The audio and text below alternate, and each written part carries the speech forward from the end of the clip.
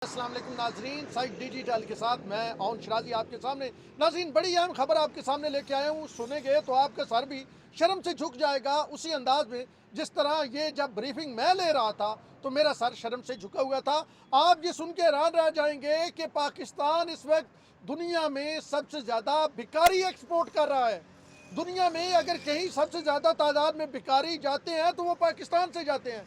यानी सबसे लाली जो हमारा हरे रंग का पासपोर्ट है, उसकी इज्जत दुनिया में ये है कि अब जो सऊदी अरब और इराक के सफ़ीर ये कहते हैं कि जनाब आपके भिखारी इतने हमने पकड़े हैं, इतने पकड़े हैं कि हमारी जेलों में जगह नहीं है। तो ये क्या माजरा है, किस तरह? और 90% पाकिस्तानी भिखारी हैं जी दुनिया में। ये खास करके जो सऊदी अरब और इराक और ईरान की बात करें, जहाँ पे ज़ियारतों के लिए लोग जाते हैं, या जहाँ पे उम्रे के लिए और हज के लिए लोग जाते हैं, ये तफसील मैं आपके सामने रखूँगा। बड़ी मज़ेदार तफसील है, ज़रा दिल थामिए, हौसले से सुनिए। वैसे आप ये कहते हैं कि जी इतने लोग पाकिस्तान से चले गए, कहा जाता है जी ज़र मुबादला के ज़खायर आएंगे, इतने डॉलर आएंगे, इतने पाउंड आएंगे, इतने रियाल आएंगे, इतने दिरहम आएंगे, लेकिन जा क्या रहे हैं? जा जनाब रहे हैं यहाँ से भिखारी, वहाँ पे मांग रहे हैं और उनको जो है वहाँ के मुल्क जो है वहाँ की हुकूमतें गिरफ्तार कर रही हैं और अब उनके जेल पाकिस्तानी भिखारियों से भरे पड़े हैं। वो कहते हैं भाई जी 10 करिए की। ज़रा कुछ मैं हक़ाइक़ आपके सामने लाता हूँ। ये आज ओवरसीज़ मिनिस्ट्री है बाकायदा तौर पर, उन्होंने कायमा कमेटी थी सेनेट की ओवरसीज़ के हवाले से, उसमें कुछ हक़ाइक़ सामने रखे हैं। तो मेरा दिल है कि वो हक़ाइक़ आपके सामने लाऊं, तो यकीनी तौर पे आप दिल थामेंगे जब वो हक़ाइक़ मैं आपके सामने लाऊंगा और आप हैरान रह जाएंगे कि ये जनाब हो क्या रहा है। ये सेक्रेटरी ओवरसीज़ पाकिस्तानी ने सेनेट की कायमा कमेटी को बताया। इसके चेयरमैन है सेनेटर मंजूर काकड़।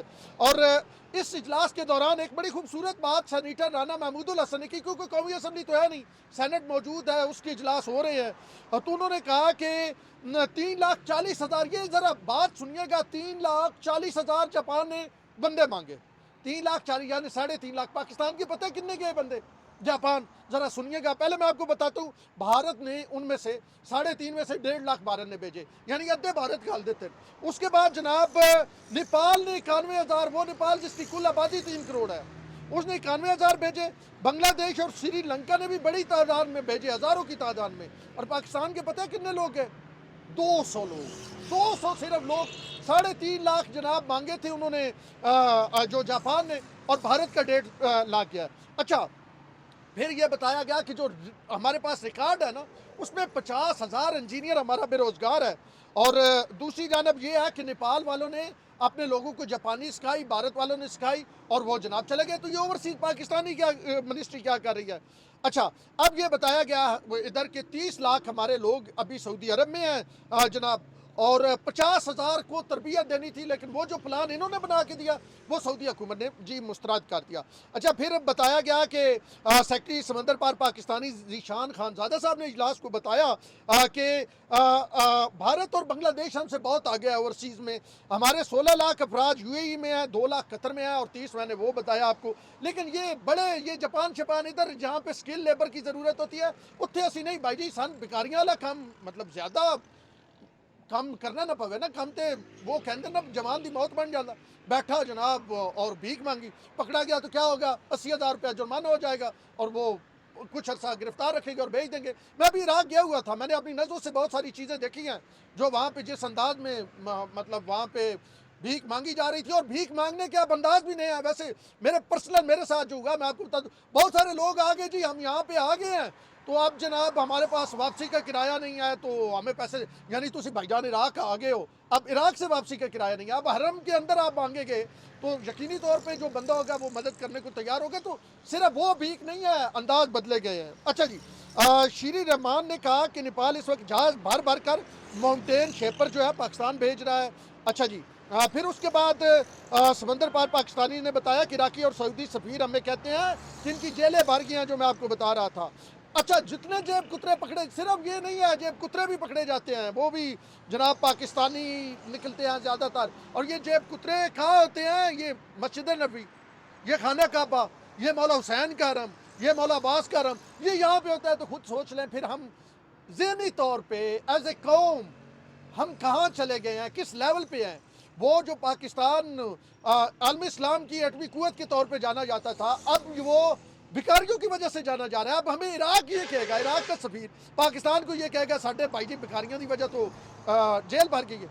तो ये आज इंकशाफात हुए, वहाँ पे जो जर्नलिस्ट बैठे थे वो मतलब अब क्या एक दूसरे को देख रहे हैं, क्या कहें यार इस पे। तो इसमें अभी मैं फॉरेन ऑफिस के सामने मौजूद हूँ, फॉरेन ऑफिस का भी इसमें बड़ा अहम किरदार होता है। तो अब वो ये कहते हैं कि हैप्चुअल भी लोग आते हैं, वो जिनको हमने गिरफ्तार किया है कोई नाम शाह चेंज करके बदल के भी चीज़ें वो लोग पहुंच जाते हैं। तो इस पर तमाम इदारों को जो है वो इकट्ठा होना होगा, वरना भाईजान ये बेइज्जती इससे बढ़ेगी, ये बेइज्जती इससे बढ़ेगी। अभी पता है क्या, मैं आपको एक जाते जाते बात बताता हूँ। इराक में ना, मैं अभी रिसेंट इराक गया हुआ था, ये आप बात सुनिएगा आप हैरान रह जाएंगे। पाकिस्तानी जब इराक जाता है ना तो उसका पासपोर्ट वहाँ पे सराज पे मंदूब कहा जाता है, वो रख लेते हैं। ये नहीं है कि आपको एंट्री लगा के पासपोर्ट दे दिया जाता है। बाकी जो जिस मुल्क का बंदा जाता है उसको एंट्री लगाई, उसको पासपोर्ट दे दिया। आपका पासपोर्ट बंदूक रख लेता है कि अगर इसे पासपोर्ट दे दिया तो ये लोग तो गायब हो जाते हैं। यानी इराक जहाँ पे जंग ही जंग रही और अभी तक हालात ऊपर नीचे कंस्ट्रक्शन के हवाले से वहाँ पे डेवलपमेंट मैं देख के आया हूँ, पासको भी नहीं है पाकिस्तान की डेवलपमेंट का। तो वो आप ये एतबार नहीं करते और आप क्योंकि अभी भी यही कर रहे हैं, इसके बावजूद आप यही कर रहे हैं। तो मेरे ख्याल में इसमें तमाम इदारों को एक्शन लेना होगा। इसी वजह से तो हमारे पासपोर्ट की इज्जत नहीं होती ना। तो तमाम इदारे एक्शन लेंगे, पाकिस्तान की इज्जत बचाएं। बाहर बड़े बड़े ग्रेट पाकिस्तानी हैं, यूरोप में बैठे हुए हैं, इवन उधर भी बैठे हुए हैं, सऊदी अरब में बैठे हुए हैं, इराक में बैठे हुए हैं, जो मुल्क का नाम रोशन कर रहे हैं, जो वहाँ पे लोगों की हेल्प कर रहे हैं, सऊदी नेशनल्स की हेल्प कर रहे हैं, अमेरिका बरतानिया में चैरिटी प्रोग्राम चला रहे हैं और उनकी कैबिनेट में बैठे हुए हैं, उनके जो है वो हाउस ऑफ लॉर्ड्स में बैठे हुए हैं, कांग्रेस में बैठे हुए हैं। तो भाईजान ये थोड़ा सा इकदाम उठाना पड़ेगा। फॉरेन ऑफिस के सामने मैं मौजूद हूँ, इनको भी एक्शन लेना पड़ेगा। FIA तमाम जितने इदारे हैं उनको एक्शन लेना पड़ेगा। ये एक्शन लेंगे तो तब कुछ मामला जो हैं वो सीधे होंगे।